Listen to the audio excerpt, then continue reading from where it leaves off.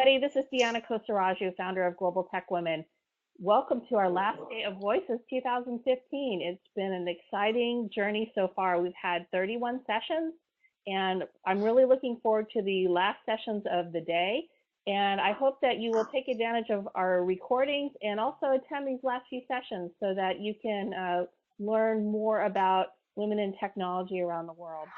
And I see Natalia, and I hope that she's able to do her sound. We're having issues with one last speaker, and so hopefully we're going to get her online. She's beaming live from South by Southwest, so we're hoping to get a report from her as well. So this next session There she is. Beyond Venture Capital, Exploring Funding Options for Female Entrepreneurs. It's a very amazing panel of women who are in the angel investor community. We're going to talk about what women can do, women entrepreneurs, to secure angel funding, and what are some of the programs that are going on across the United States and beyond that you can tap into. So with that, I'm going to hand this over to Jenn Riese. She is an angel investor, and she's going to talk about a program that she's working on. And I'm going to be working with Natalia to try to get her online. So I will be working in the background. And I will hand this over to Jenn. Thank you so much. It's so wonderful, Deanna, to be a part of Voices Conference. And what a wonderful week it's been with all the sessions that you had. And so let's get down and dirty. My name is Jenn Riese, as Deanna had mentioned. I live in Silicon Valley with my husband, my 3 children. I'm an angel investor and an entrepreneur. And today we have joining us Vanessa Ting. She's the founder of Byerly. And Vanessa, you want to tell a little bit about yourself? Sure. Hi, everyone. My name is Vanessa Ting. I'm an entrepreneur. I come actually from the corporate world and recently started 2 businesses, one in the tech space and one in consulting about 4 years ago. So I'm happy to be here. Thank you. So today we're going to talk a little bit about, while our friend Natalia, hopefully she can get up and running. She's at South by Southwest. She's the founder of Pipeline Fellowship, which is an angel investing boot camp. So we're going to see if Natalia can get up and running. But today, so we're going to explore some things around female entrepreneurs, female founders, female angel investors, and kind of look at different ways that you as an entrepreneur can support or can seek funding from other women, and as a woman that you can support other female entrepreneurs. So we have a couple of topics that we wanted to talk about, and please add some comments in the questions and suggestions, and we'll work those in as well. So one of the things that we find really important is a question that we get asked all the time is, why invest in women? What's the importance of female entrepreneurs? And let's talk about the disconnect between investment and entrepreneurship and ways that we can change that gender imbalance. So, for example, a couple things that we're doing with Pipeline Fellowship, which was founded by Natalia in New York City, is that we are training women to become angel investors. So we are activating women to train them from nuts and bolts to how to look at a P&L, how to value a company, what to look for in a founding team. This is a wonderful program, and we are activating women all over the country because one of our important pieces is that we want to change the gender imbalance in investing. So typically when you're talking about VC funding, you're talking about men, a lot of men that are in venture capital, and they have a very specific look. They have a very specific type, and you're not seeing a lot of diversity. So we're not trying to say we want to get our equal play, or we want to change the way that these men are investing, or that the way that current VC is working. We want to be able to just change up that pool and offer more options. So that's one thing that Pipeline. Hi everyone, can you hear me? We can, yeah. Vanessa, can you we can hear hear me? you. Hi. Woohoo! Awesome. Hi everyone. Hey Natalia, why don't you give a quick? So thanks so much for inviting me. Yeah, give a quick about And yourself. Yeah, well, before giving a quick about myself, I did want to say that I am trying to say that it's about equal play and it's about getting more women and being invested by men VCs. I'm very happy to be the, like the controversial one and saying that. Because yes, we need the kumbaya and we also need to change the systems that currently exist. And as Jen said, I am the founder and CEO of Pipeline Fellowship, which is an angel investing bootcamp for women. And one of the simplest ways that I like to describe it is asking people if they've ever watched Shark Tank. And if they say that if they have either heard of Shark Tank or have watched it, I say that I'm in the business of creating more women sharks. And I'm thrilled to count Jenn as one of our sharks in Pipeline Fellowship. And I'm also very much looking forward to this conversation specifically because I come, Jen is much more diplomatic. I just, simply say there are enough white guys investing in other white guys, and we need to get more women as well as men of color on the investing side so that hopefully, if this whole thing of how people invest is pattern recognition, who looks like us, who seems familiar to us. If that's how it is, then my hope is by getting more women as well as men of color on the angel investing side, we're creating more opportunities for entrepreneurs who are like us, who look like us, to be invested in. And thrilled to join the conversation. Yeah, and just to add in, my piece from the entrepreneur perspective, I think it's important to invest in women for all of the aforementioned reasons, but also, for myself, I decided to bootstrap. I didn't go seek funding, and there were many reasons why, and I think I would have done things differently, but I would say one of the reasons why I didn't was because I didn't see investors who looked like me. I didn't see investors who I thought I could relate to, and it was intimidating for that factor. It's so much easier to drum up interested investors when you're talking to people who you connect with, who you have rapport with, and while I worked with men all my life in corporate America, it's a little bit different when you're talking about your company and and trying to bring on investors. And so I think to what Natalia and Jen are saying, it's really helpful to be able to sit across the table from someone who looks like you, who gets you, who you don't feel like you have to, prove yourself to. Of course, you have to prove your business, absolutely, but the last thing I want to do is sit there and have to prove that I am a smart woman, that I'm not just a cute thing to look at. Right. Vanessa, one of the things that you said that really strikes a chord with me is that you decided to bootstrap because you didn't see someone across the table. You can identify with those people that had the money. And that's a really, really important thing. I want to share a little story with you guys, kind of why I got into angel investing. Was a few years ago, I did a startup weekend, which is a 72-hour hackathon. I did it up in San Francisco. I just sort of wanted to try something new. And at that startup weekend, I ended up connecting with a group of people. We put together a fashion app. It was something where you could coordinate clothes in your closet and bring that offline and go into brick and mortar and find clothes that match. So after the startup weekend, a bunch of us decided to stick with it. And we went through the whirlwind of startup in the Bay Area. So we did pitch competitions, we did accelerator programs, we did a program at Stanford, and we did this one pitch where it was wonderful. It was a startup alley. There was tons of really awesome startups there. It was a pitch in front of a panel of Silicon Valley VCs. And we did our pitch. I thought we killed it. I'm a little biased, but I thought we killed it. And, we had, I think, probably about 4 or 5 judges there.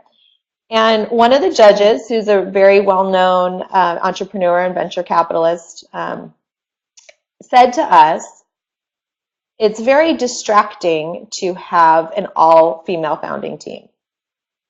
And that was really an aha moment. We were in a room of 100 people. We were probably 5 of maybe 8 or 9 women in the room.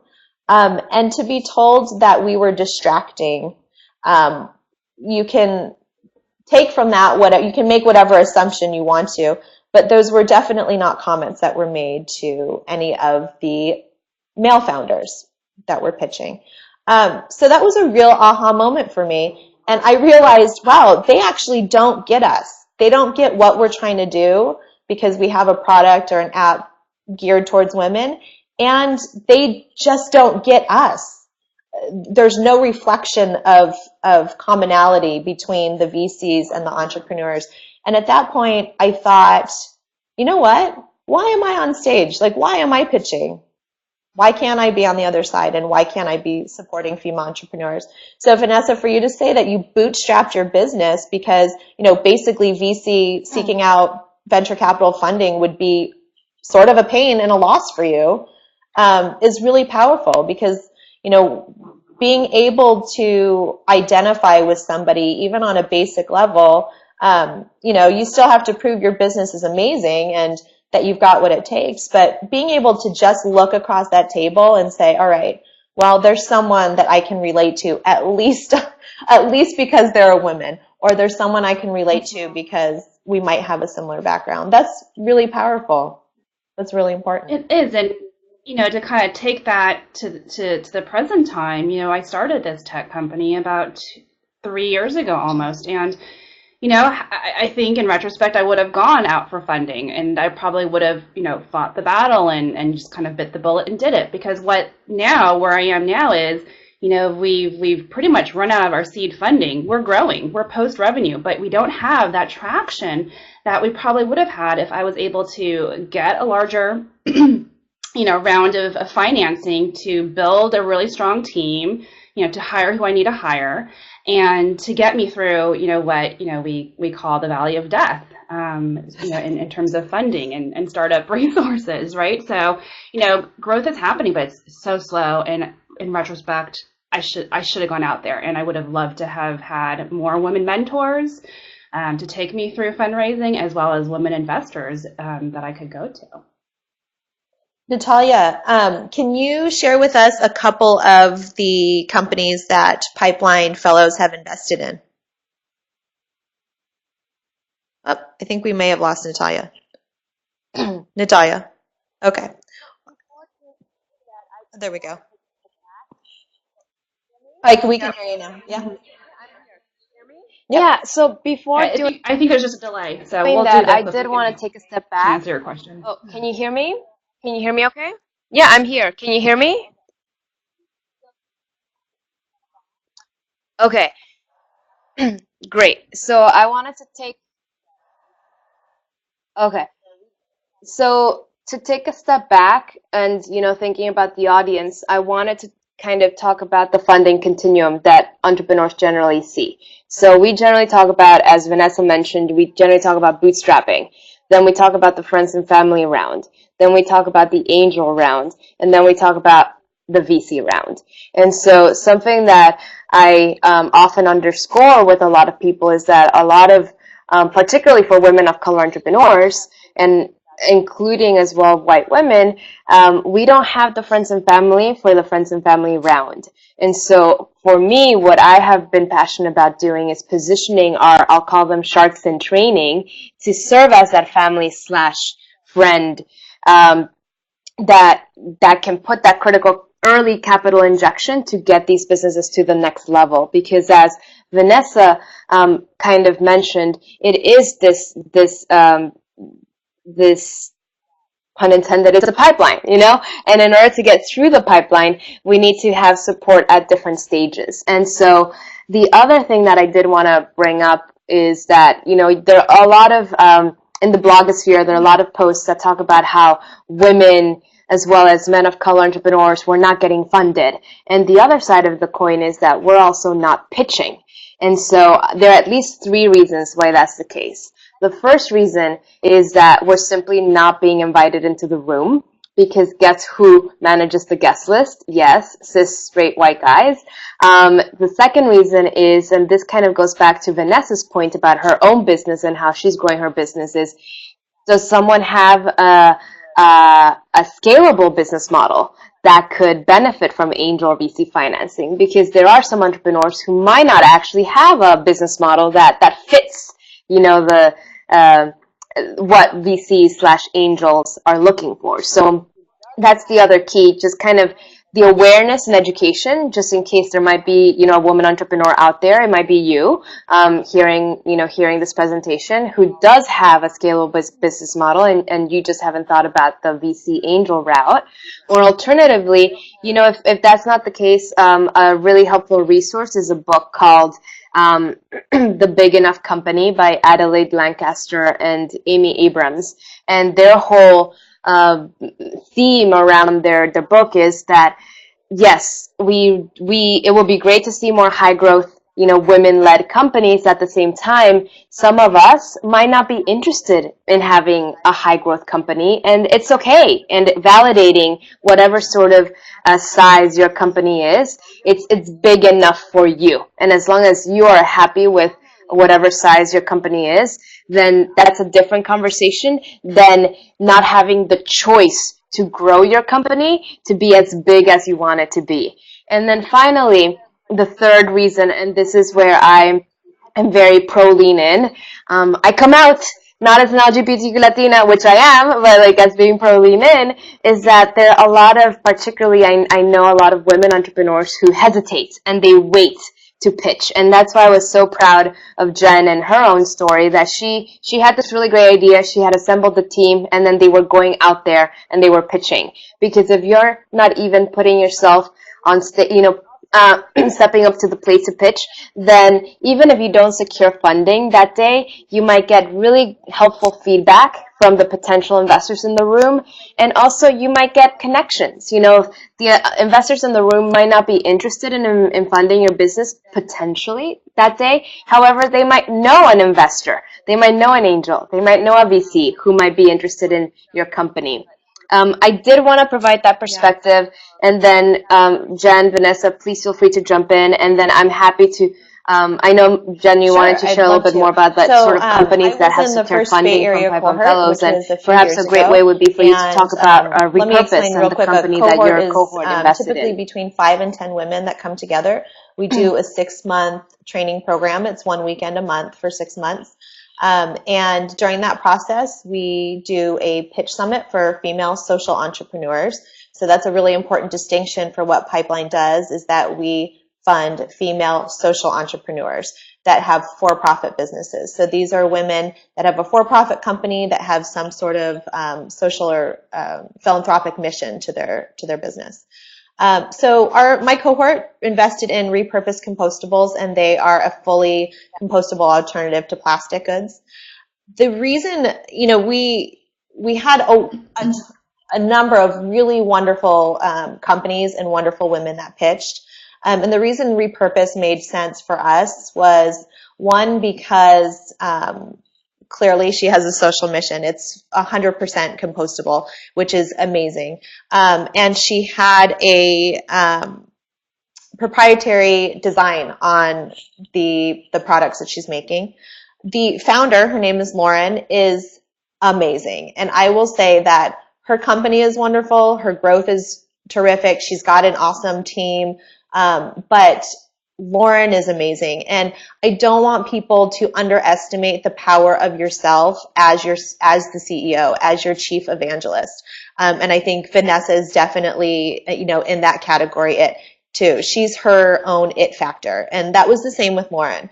Lauren knew what she was talking about. She had experience in retail. She had experience in renewables. She was an A+ for us. So that company is still growing, and we're really happy to have invested in them. And I think that it's important to look at not only the company and what the potential is, and are they scalable, and all of those great business things, but also looking at the people. And I feel like that there's often a disconnect with VC funding when you get traditional VC funding and you get the big boys who they're investing in. Look at how many companies are getting funded, and their founding teams, their CEOs, I have one word for you: boober. I mean, we as women, it is important for us, I think, just instinctually to be supporting and offering our support to other people that we believe in. And I feel like that is not always the case when we're talking about venture capital funding. So I think that's a really important piece. I don't know too much about the other investments that Pipeline has made. Natalia, you want to share a couple of the recent? We just had an exit for one of our Pipeline investments. Well, can you?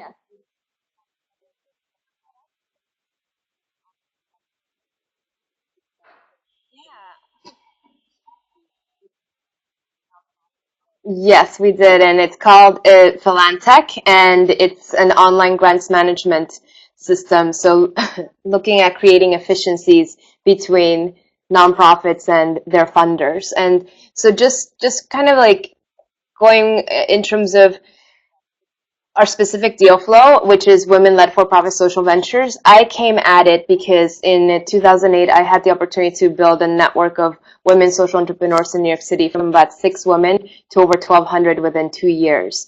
And what was, I'll put it lightly, what was interesting was hearing from them how hard it was to secure funding as a for-profit social venture, and the societal assumptions that were being made in terms of people hearing that they had this change-making idea, and how they would tell them, want to support, that's so great, let me know where to sign up, let me know where to send a check. And then as soon as they would hear that they were planning on being for-profit social ventures, then they would back away and say, well, come back once you have launched your sister nonprofit. And so I'm in the midst of coining a saying along the lines of that how we view changing the world is gendered. And what I mean by that is that I learned through that experience that oftentimes when a woman says that she's going to change the world, that people assume that she's going to launch a nonprofit.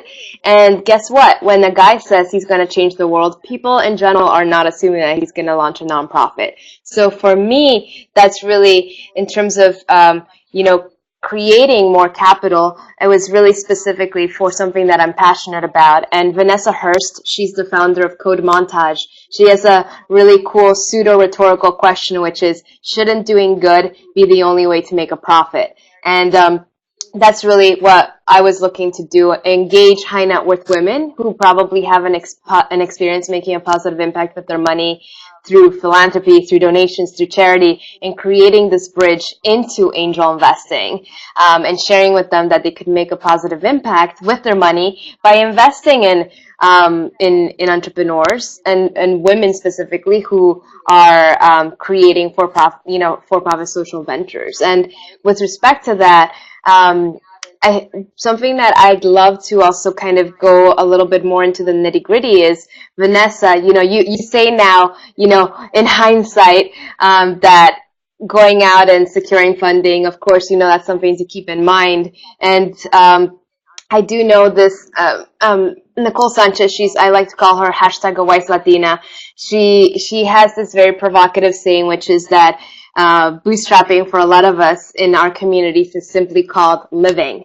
And so at the same time, it's very glorified in the tech media. And at the same time, it's really helpful to hear from an entrepreneur and how they have been able to bootstrap, and any sort of lessons or best practices. We want to make sure that this conversation is actionable, and that you take away just something that you can implement for your own business. And so I'd love to get Vanessa to just share a little bit more about her story, and what maybe be provocative, best practices and best mistakes as a bootstrapped entrepreneur. And I will share one, which is, I know some entrepreneurs who they have a full-time job and they're building their business on the side, and that is great, because talking about bootstrapping, having one salary be kind of like helping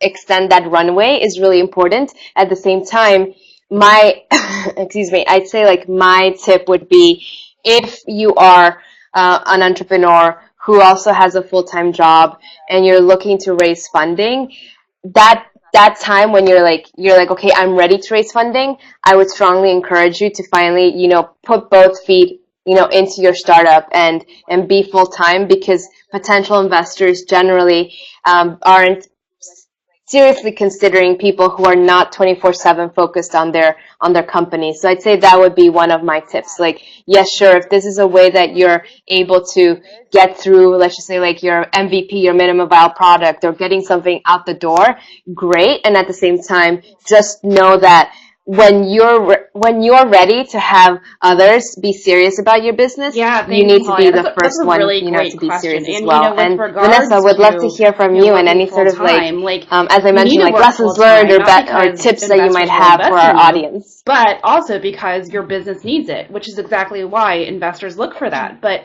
it's more than just a full-time job for one person. It is a full-time job for a team. So I would say, that's kind of a lesson learned as well. I had a co-founder, and, it was me working full time on this, from day one, from day one of launch. And then with him, it was just part time, and it crippled us. And, I ended up expending money to hire, independent contractors to kind of supplement and help. And that just isn't scalable. Not at the very beginning. But, just to take a step back, lessons learned from a bootstrapping entrepreneur. I think the one thing that's nice, that is a benefit of bootstrapping, is that you go into this really sure that you've got a sustainable business model. You know that you have to be making a profit. There has to be a profit margin built in right away. You don't have the luxury of having these really high, cost of customer acquisitions and just hoping that one day, your customer lifetime value will exceed that. You don't. From day one, the revenue model has to be solid. So I think that's a nice thing with bootstrapping, knowing that you just have to make money. You don't have the runway of capital to burn to get to a profitable spot. So, I think that was good as well. Also, bootstrapping, a lesson learned that I wish I did differently is, I understood the concept of the MVP. I studied lean startup methodology, but yet you still somehow get kind of caught up in launching an MVP that is way more robust than you need. So, lesson learned, especially for bootstrapping entrepreneurs, but for anyone really. Push yourself to really have the most basic, low-tech MVP and begin proving that out first before even putting code to it. Trust me, it can be done. I, for some reason, just did not do that. Spent a whole lot of money, with software developers launching our first MVP, and it didn't need to be. It could have been something completely low-tech and manual. So that, I think that's just kind of one lesson learned as well. And, I think a lesson that I'm still learning is in terms of self-identifying whether or not you should get funding or not. In my mind, and Natalia, you kind of spoke to this, in my mind, I thought I needed to have a business that would give 10x returns to investors in order to seek out funding. I had to be a high growth company or else no one would look at me. And that probably largely is the truth. I'm sure the majority of investors want to look for those high growth companies. But as I'm learning now, and I'm still learning, as I get to know folks in my community, there are plenty of folks who will invest in, these lower growth but sustainable companies. So companies like mine that may not have 10x.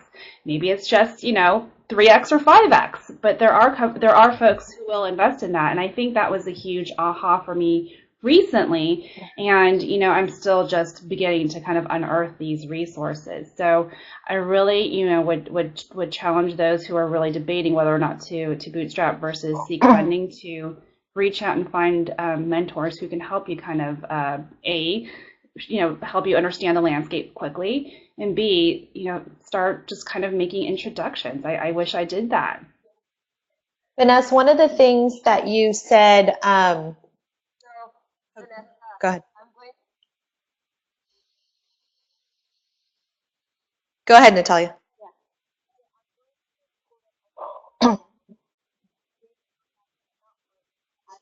So, Vanessa, I'm gonna,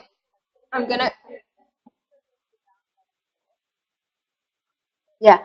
So I'm going to quote a white guy. So please know that, do not worry. I will be quoting a woman, and particularly a woman of color soon, to balance out the scales. I did want to quote Reid Hoffman of PayPal, LinkedIn fame. And one of my favorite quotations that I heard him say, and this was when he spoke at South by a few years ago, was if by the time that you have launched your product, you're no longer embarrassed by it, you have waited too long. So thank you for underscoring that, Vanessa. Exploration and talking to your customers and getting that feedback early on. It's never too early, and it's never enough. There was one thing, Vanessa, that you had said that struck a chord was, and that Natalia had mentioned earlier too, was, first thinking that when you started that you had to be a 10x company. You had to have huge growth. You had to be extremely scalable for people to look at you, and now realizing that you have a sustainable business. It may not fit into the traditional quote unquote, what gets funded by VCs, right? The it companies, but it doesn't mean that your business isn't profitable. It doesn't mean that it's not sustainable, and it doesn't mean that it's scalable. So that brings me to a question that has kind of gets discussed a lot, is who gets funding, right? Who's getting funding, and what are their backgrounds? And let's talk about these non-traditional women that are starting companies, and let's talk about these non-traditional companies that are seeking funding.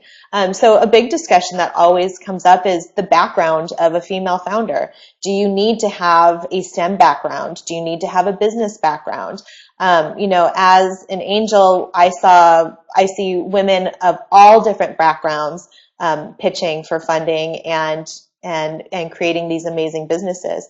So, the discussion is often we're doing so much right now to get our young girls into STEM education, which is amazing. Whether it's getting young women into engineering or science, technology, arts related to STEM. But is that necessary? What are you seeing as you're working with entrepreneurs in your area? Are you seeing diverse backgrounds? Are you seeing a lot of people with MBAs? Are you seeing women with thinking that they need to go back and get some sort of STEM background and experience? What's your experience working with entrepreneurs in your community? Sure. So, I'll first talk about my community and kind of what I've been doing to get involved. So just taking one step back, I, recently moved into Ventura County, which is about 50 miles outside of LA proper, Los Angeles proper.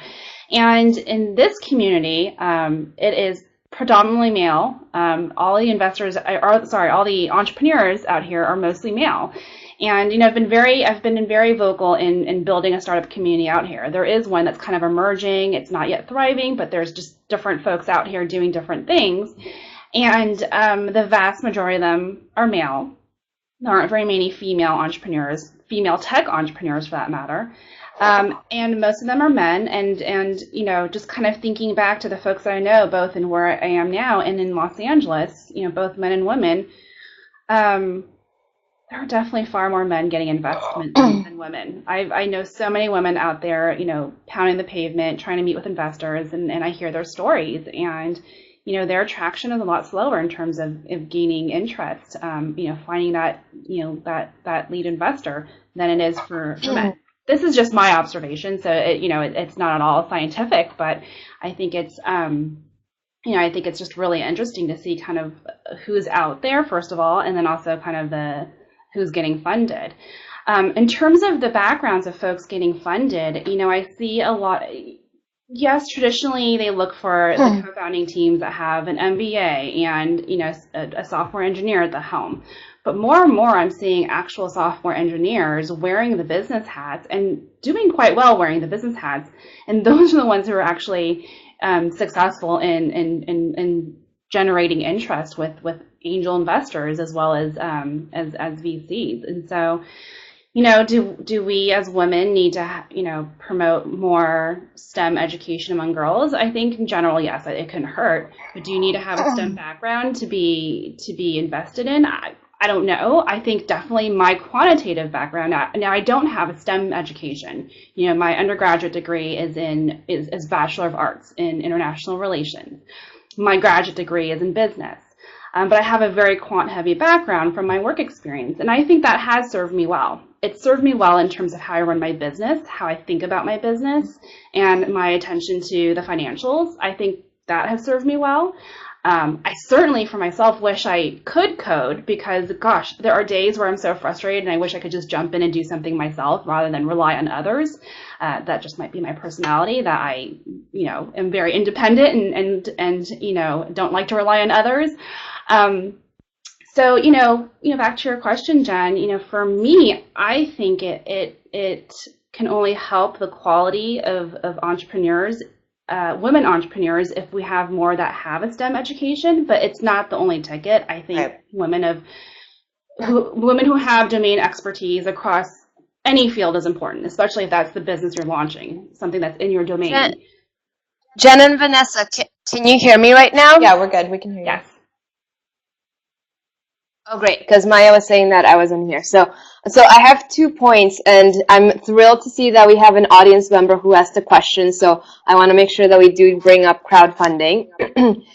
Before that, I did want to make an analogy with a lot of the work and the studies and the research that has been done in the corporate world. And one of the studies that has been making the rounds was the comparison of I think it was Sylvia Ann Hewlett, that she realized that women in the corporate world, they get promoted due to performance, versus men in the corporate world, they get promoted due to potential. And so I wanted to make the analogy and the parallel that we see this oftentimes when it comes to women entrepreneurs pitching and whether or not they secure funding. Oftentimes it'll be like, show us your revenue streams. Like, have you met such and such goals, etc. And we often hear of the stories of like this. Obviously, it's ideally Ivy League, dropout, college dropout, like white guy who's like, I have this idea, I just wrote it down on a paper napkin, etc. And then gets, like millions of dollars in funding. And so I see that parallel that is just so stark in terms of potential, for men and performance for women. And so I'd say that also makes it a little bit harder, I'd say, in terms of really betting on disruption, and just ideas at an earlier stage. And that goes back to Vanessa's point of like, oftentimes that's when, a lot capital can help in terms of growing and pivoting and getting the people needed to make it to the next stage. So that would be my contribution to that part of the conversation. And in terms of crowdfunding, the question is crowdfunding a viable beginning, or does it devalue your business ideas? So I would just first of all bring up that in terms of what my answer is, it's very much focused on crowdfunding at the end of the day being either a donation or what I like to call an advance purchase order. And so I'll just focus on that aspect of it. And of course, I will give a shout out to Indiegogo, which many of you might not know actually launched before Kickstarter, and they had a women co-founder on their team versus the all-male co-founding team of Kickstarter. So, of course, I give them a shout-out because I'm a feminist with a capital F. So, what I would say is that for businesses and entrepreneurs who have a product-based type of a company, I'd say having a crowdfunding campaign is really helpful for what I like to call market research. So let's just say that you have like 5 different types of scarves that you're looking to sell, and putting them up on an Indiegogo campaign and seeing what sort of, the perks that you're providing, or which version of your product or what type of product gets more traction is a really helpful way for you to kind of do this. Thanks to the advanced purchase order aspect of it, it's almost like you're getting a sense on what will have traction before actually having to plunk down a lot of what is capital intensive. Like product-based businesses are capital intensive, and so for you to build up your inventory, let's just say that without your Indiegogo campaign, you might have bet on your like scarf A, for your launch, and then you order like 100 of scarves A's. And then it turns out that actually scarf B was much more popular. So I'd say that if you're looking at crowdfunding as market research, it's a really helpful tool, and it also provides a little bit of what investors are looking for in terms of testing the market and saying, yes, there is a market for my product, and look at how much traction we have already gotten. Yeah. Yeah, the one I will say kind of tangentially, the one missing piece. And so we just had, I was going to say there was a question regarding donations and investors. And so to clarify, the way that Kickstarter, Kickstarter and Indiegogo and other crowdfunding sites are working right now, they're at the end of the day, it's like donations, or as I said, advanced purchased orders.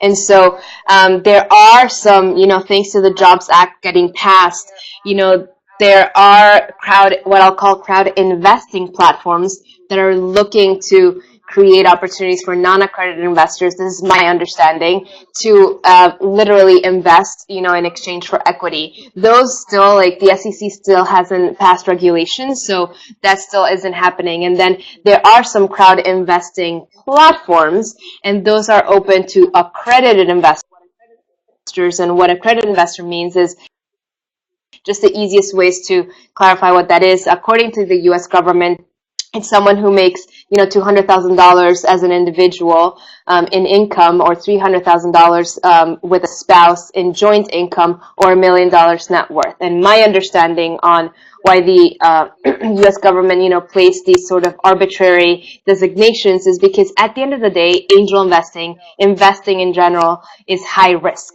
And so making sure that is, everyone is on the same page regarding that. With regards to crowdfunding, absolutely correct. Natalia hit the nail on the head. It is a great source of market research. I think one thing, for those of you who are listening who are considering crowdfunding as your way of, starting your business, don't forget the importance of execution. There are so many of these crowdfunded products, especially campaigns, that did a fantastic job raising and hitting their goals, but have failed in execution. So I think that's huge. Don't forget about the importance of execution. In fact, execution is king. An idea is an idea. And really the key to being successful with your business is how you execute that idea. Jenn might have the same idea that I have, but we would probably bring it to market in two very different ways. And one might work out better than another. So, a lot of folks, so my background is in actual product development and retail buying. That's my corporate background. I used to be a retail buyer for Target. And the way in which retail buyers look at product businesses is not too different than how investors look at businesses. What you see on Shark Tank is exactly the same types of questions and the same framework for decisions that retail buyers use. And, I work with a lot of product entrepreneurs. That's what Buyerly does. It works with these emerging products helps them bring themselves to retail markets in a viable way. And one thing that I've noticed is that people think once they've hit their fundraising goal on Kickstarter, for example, that they're done, and it's so not true. So I know I've kind of taken this tangentially, but speaking of lessons learned for those of you out there, pay attention to execution. That is probably what investors are looking at as well. I don't know, Jenn, Natalia, how important do you guys think execution is in any business? And how does that factor into your decision making as an investor? So as looking at companies, execution is extremely important. I mean, it is about, I think we had talked kind of about the lean startup method a little bit before, but being first to market is really important, and how you do that is really important. Like we had talked before, it doesn't need to be the cleanest, prettiest app out there. It doesn't need to be the cleanest, prettiest website out there. But being able to put something out there, test it, and then be able to look at what that feedback is and being open to that. That's a really important thing when we're looking at entrepreneurs to fund. Are they open to those things? Are they hard set on this is the way I'm going to do it and this is the way that it has to happen? Or are they going to execute, look at the feedback, change it up, and pivot if they need to? So execution is really important. And I think that talking about crowdsourced funding and other ways to get started are all great ways to explore. And I want to mention too that just because you start your company, let's say you decide to go for crowdfunding, that doesn't devalue your company in any way. That doesn't make your company, at least for me as an investor, I don't look at your company and say, oh, they went to Indiegogo first, or they went to Kickstarter first. Wow, that's really putting them down on there's taking marks off of them for me. That's not the case at all. I think that there's a lot of different ways to start your company and a lot of different ways to fund your company in the beginning. And however you get that done, like however you're going to get down and dirty about that is fine, as long as you're moving forward and making things happen with that. Natalia, do you have some other comments to make on that? Okay. We lost Natalia for a sec. Natalia, just hop back on when you want, but we lost you for a minute. Oh, I hear her. Oh, there you go. We can hear you now. We got you, girl. You're on. Vanessa and Jen, I lost you. Can you hear me? All right. So one thing, Natalia, you're breaking up a little bit. So.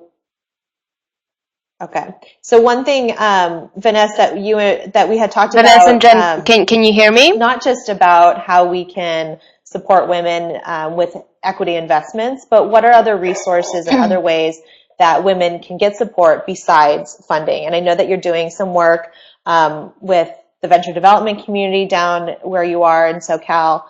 So tell me some things that you're doing with the female entrepreneurs and entrepreneurs in your area to support them and their businesses and help them get started besides just equity investment.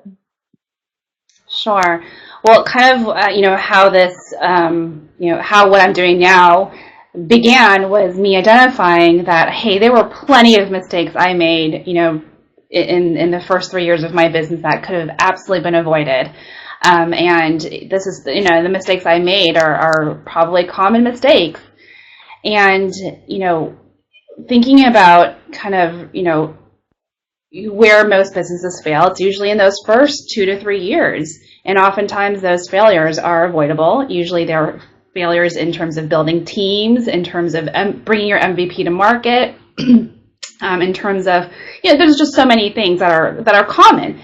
And so as I was, getting to know the entrepreneurs in my community, I realized, or a bunch of us realized, that there is so much education that can happen, that can be provided, a lot of mentorship, a lot of, there's not just money, there are other reasons why in which businesses fail. And so we wanted to provide, sorry, I got a little echo. So we wanted to provide a resource in which, this can happen. And as we researched what's available out there, there are many what you call venture development organizations that exist.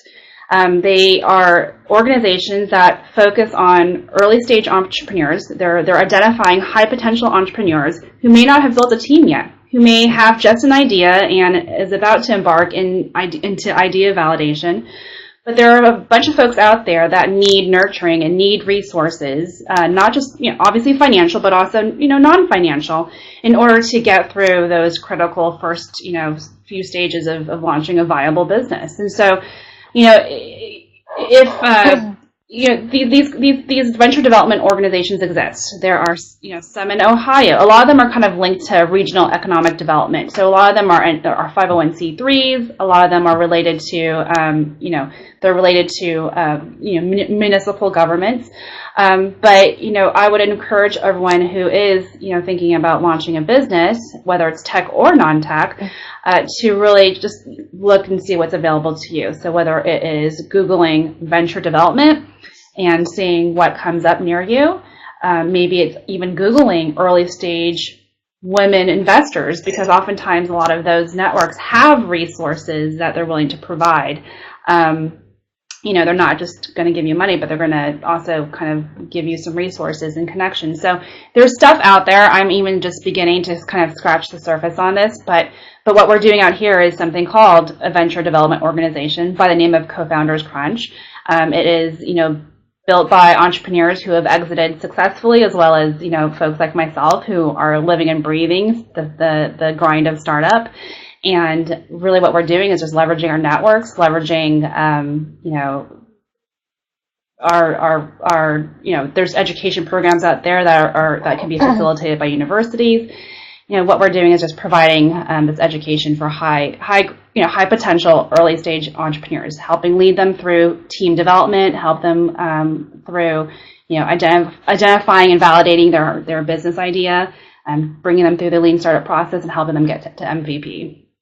So one other thing that I wanted to throw out there, in addition to venture development, for women or anyone who's starting a nonprofit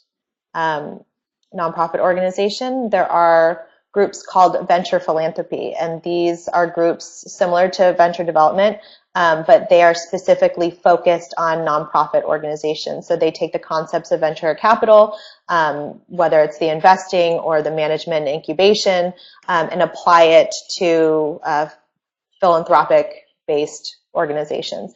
So there are some venture philanthropy groups up in the Bay Area, and I know that there's some across the U.S. as well. So that's something that might be of interest also. And those are organizations that are not only able to infuse capital into a business or an organization that's starting up, but also support. And that's a really important piece of it, and something that ties Vanessa and Natalia with Pipeline and I together is that being able to give money and invest equity into a company is one thing. Being able to support a company and a female founder is another. And that's one thing I'm very proud to say that as an angel I do, and through Pipeline we do, Pipeline Fellowship we do as well. So in addition to women coming to Pipeline Fellowship for funding, we also just have a natural apt to support women, and it's a safe environment for women to come and pitch to us and get feedback. And with the organizations, or with the, I should say companies, with the companies that Pipeline Fellows invest in, we also, comes with it is our mentorship and support for them. So I think that's an important piece, whether you're looking for equity investment or not. There's support for you and your company that you're starting, and you just got to find those resources. And please feel free to reach out to any of us to learn more about those resources. Natalia, we see you back on the screen. Can you hear us? Vanessa and Jen, can you hear me right now? We are. We just have a couple minutes left, and we were talking about other resources besides equity investment and ways to support female entrepreneurs. Do you have any comments on that? I know you do. Yeah, we can hear you. Can you hear me okay? Well, I think we have a little bit of a delay. Natalia. Go ahead, we can hear you. I think we've got a bit of a delay with Natalia. Yeah, there is. There's a bit of a delay. Sorry, Natalia is she's at South by Southwest this week presenting, so we're losing her a little bit. But we've got a few minutes. Oh, we see you again, girl. Hi, everyone. Can you hear me okay now? Yep. We're good. So we have a few minutes left if you want to have any closing Great. remarks. So I just wanted to have like some final thoughts before.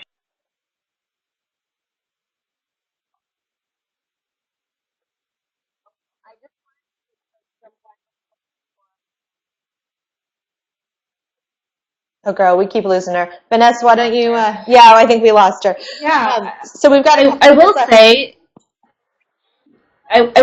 very quickly can you hear me that now? you know, I credit the women entrepreneurs around me for helping me with my businesses. Oh, Natalia, go ahead. Yes, I'm still here. Can you hear me? No, I think we're having a tough time, Vanessa. Yeah. Can you hear me? You know, I just wanted to say, women entrepreneurs are who helped me with my business. They were my network and my resource to lean on when I launched my business. Go ahead, Natalia.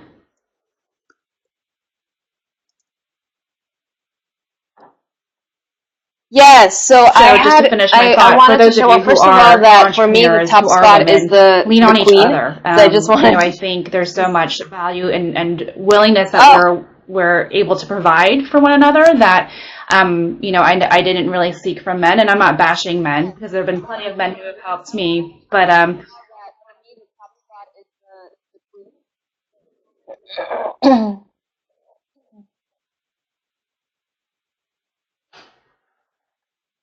okay, I think we lost her. Yeah, I think we did. Okay. Sorry about that, everyone. Vanessa, you were saying? No, I was saying, for those of you who are women entrepreneurs, reach out and build a network with other women entrepreneurs. First of all, it's easy. There's something inherent in our gender, I believe, that enables us to nurture, that wants us to nurture one another. So definitely lean on others, because those are the folks that I sought mentorship from informally to help me launch my businesses and to help me probably avoid more pitfalls. But I think that's also why it's important to invest in women, right? Like, we invest in one another, and what typically happens is that we in turn invest back, into our communities. So, definitely take from the community and definitely give back. I highly encourage that. I agree 100%. And as an angel, I want to tell people that I did not start, I have a very non-traditional background for getting here. I have a background in marketing, business, and nonprofit. And I woke up one day literally and decided it's time for me to be on the other side of the table. So if you guys are listening to this, whether you're a entrepreneur or you're someone looking for ways to support other women and other female entrepreneurs, please reach out to Vanessa and Natalia and I. We have a discussion going at #BeyondVC and #Voices2015. And we will post our information up so you guys can all connect with us whenever you'd like to, and we'd love to continue that conversation. All right, one last chance to get Natalia on. Natalia, we're closing. We can see you, but I don't think we can hear you. All right. Thanks for joining us today, you guys. And thank you, everyone. Have a good weekend. Deanna, are you back, girl?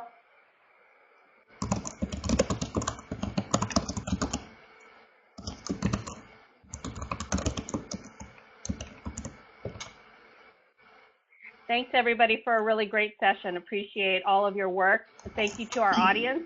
This URL will be available as a recording, so you can watch this again. Also, send it to your friends and colleagues, and I'm sure we'll all be online with #BeyondVC and #Voices2015, so we'll be there to answer any questions that you might have. It's been an awesome experience. Thanks so much, Vanessa, Jenn, Natalia. Have fun at South by Southwest. Thank you, Deanna. Thanks, Deanna. Bye, everybody.